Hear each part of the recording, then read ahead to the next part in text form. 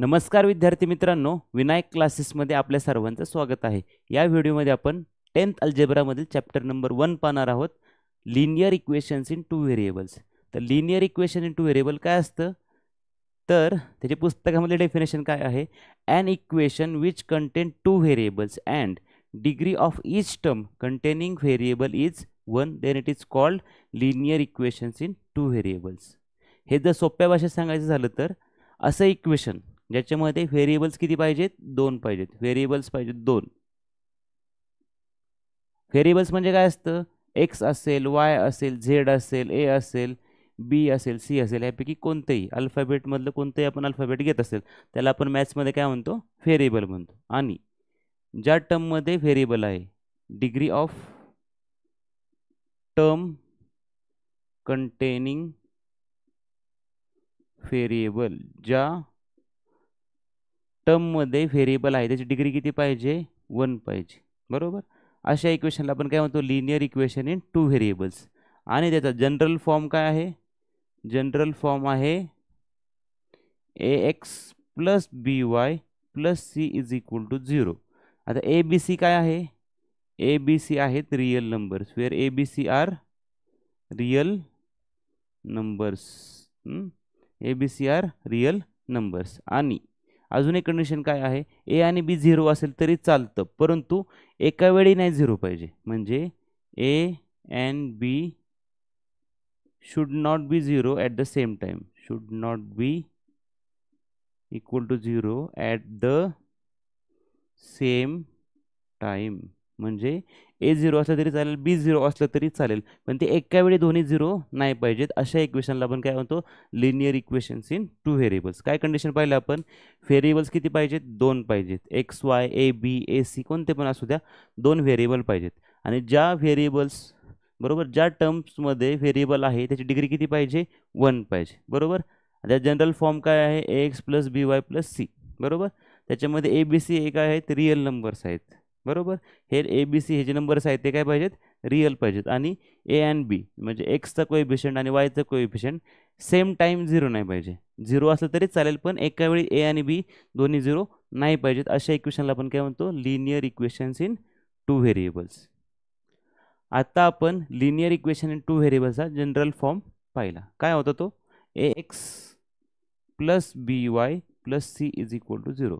आपल्याला असा प्रश्न विचारू शकतात, 3x plus 2y is equal to 9, या इक्वेशनला कन्वर्ट करा जनरल फॉर्ममध्ये।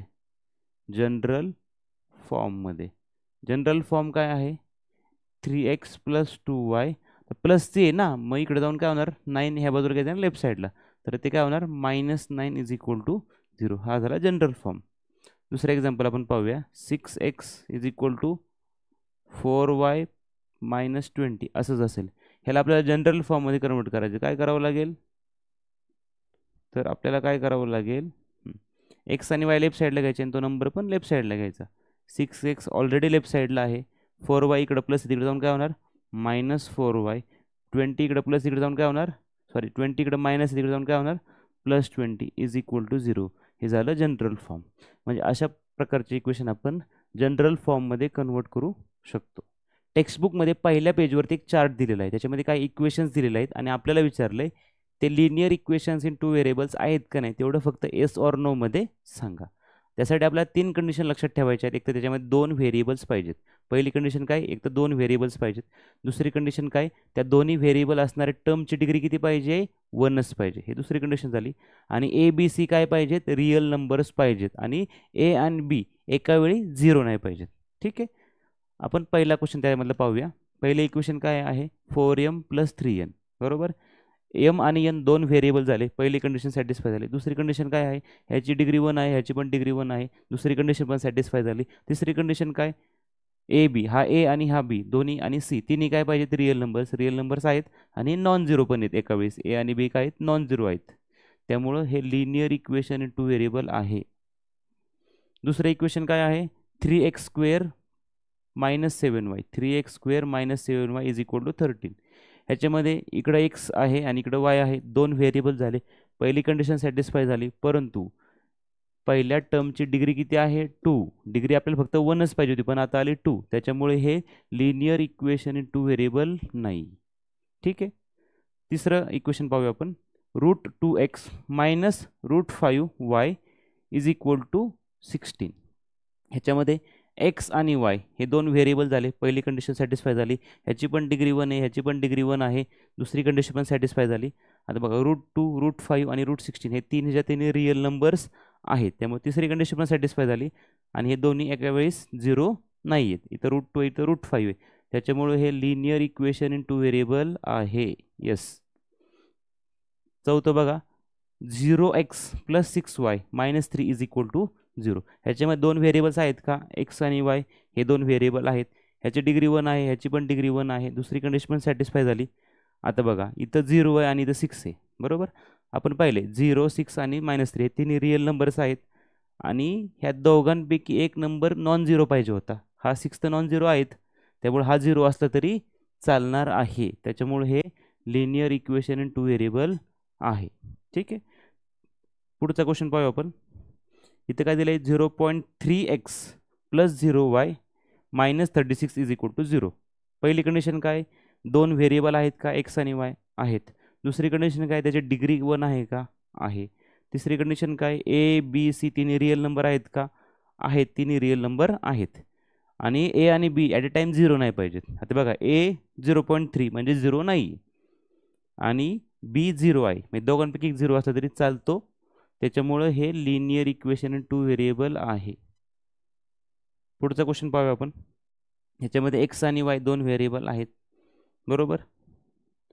आता इथं महत्त्वाची गोष्ट काय आहे, तुम्हाला असं वाटेल एक्सची डिग्री 1 आहे, वायची डिग्री 1 आहे, पण ती तशी नाही. ह्या इक्वेशनला जर आपण कन्वर्ट केलं, तर काय होऊ शकतं, ह्याला आपण खाली लिहूया. 4x⁻⁻1 होईल आणि +5y⁻⁻1 इज इक्वल टू 4 असं होईल. म्हणजे एक्सची डिग्री -1 आहे आणि वायची डिग्री काय आहे, -1 आहे. कारण ह्याची डिग्री 1 नाही आहेत, म्हणून हे लिनियर इक्वेशन इन 2 व्हेरिएबल नाही आहे. जर एक्स आणि वाय वरती असतं, 4x असतं, 5y असतं, तर ते equation linear equation in 2 variable आपण एस केलं असतं, पण ते डिनॉमिनेटरला आहे.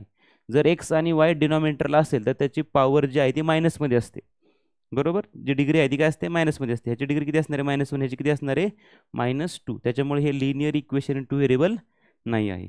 आता लास्ट क्वेश्चन काय आहे, 4xy - 5y - 8 is equal to 0. पहिली कंडिशन काय, एक्स आणि वाय दोन व्हेरिएबल झाले, बरोबर. एक्स वाय दोन व्हेरिएबल झाले ना, पहिली कंडिशन सॅटिस्फाय झाली. पण ह्याच्यामध्ये बघा, ह्याची डिग्री किती आहे, ह्याची 1 आणि ह्याची 1, 1 + 1 किती झाली, डिग्री 2 झाली. ह्या टर्मची डिग्री किती झाली, 2. त्याच्यामुळं हे लिनियर इक्वेशन इन 2 व्हेरिएबल नाही, कारण पहिल्या टर्मची डिग्री किती झाली, 2. ही कंडिशन सॅटिस्फाय होत नाही, म्हणून हे काय झालेलं आहे, लिनियर इक्वेशन इन 2 व्हेरिएबल नाही आहे. लिनियर इक्वेशन इन 2 व्हेरिएबल जर आपल्याला सॉल्व्ह करायचं असेल तर आपल्याला कमीत कमी 2 लिनियर इक्वेशन्स लागतात. आणि जर एका वेळी आपण 2 लिनियर इक्वेशन इन 2 व्हेरिएबलचा विचार करत असेल तर आपण त्या इक्वेशन्सला सायमल्टेनियस लिनियर इक्वेशन्स असे म्हणतो. काय म्हणतो, सायमल्टेनियस लिनियर इक्वेशन्स. आता ह्याची बुकमध्ये डेफिनेशन काय आहे, when we think about two linear equations in two variable at the same time, then they are called as simultaneous linear equations. आता एक्सरसाइज 1.1 मध्ये पण आपल्याला क्वेश्चन सॉल्व्ह करायला दिले आहे, त्याच्यामध्ये दोन इक्वेशन्स असतात. त्याच्यामुळे क्वेश्चन लिहिताना पण आपण काय लिहितो, solve the following simultaneous linear equations. या चॅप्टरमध्ये आपण linear equation in 2 variable solve करण्याच्या वेगवेगळ्या मेथड्स पाहणार आहोत. तर त्या आहेत, पहिली मेथड आहे इलिमिनेशन मेथड. दुसरी आहे सबस्टिट्यूशन मेथड. तिसरी आहे ग्राफिकल मेथड. आणि चौथी आहे क्रॅमर्स रूल मेथड. म्हणजे इलिमिनेशन, सबस्टिट्यूशन, ग्राफिकल आणि क्रॅमर्स रूल. 1.1 प्रॅक्टिस सेट 1.1 मध्ये आपण ह्या दोन मेथड पाहणार आहोत, इलिमिनेशन आणि सबस्टिट्यूशन. 1.2 मध्ये आपण ग्राफिकल मेथड पाहणार आहोत आणि क्रॅमर्स रूल मेथड आपण 1.3 मध्ये पाहणार आहोत. म्हणजे आपल्याला जर दोन इक्वेशन दिले, ते आपल्याला सॉल्व्ह करायचे आहेत. ते आपण एलिमिनेशन मेथडने पण सॉल्व्ह करू शकतो, सबस्टिट्यूशन मेथडने पण सॉल्व्ह करू शकतो, ग्राफिकल मेथडने पण सॉल्व्ह करू शकतो आणि क्रॅमर्स रूल मेथडने पण सॉल्व्ह करू शकतो. म्हणजे एकच क्वेश्चन आपण ह्या 4 वेगवेगळ्या पद्धतीने सॉल्व्ह करू शकतो. इलिमिनेशन, सबस्टिट्यूशन, ग्राफिकल आणि क्रॅमर्स रूल हे आपण 1.1, 1.2 आणि 1.3 मध्ये पाहणार आहोत.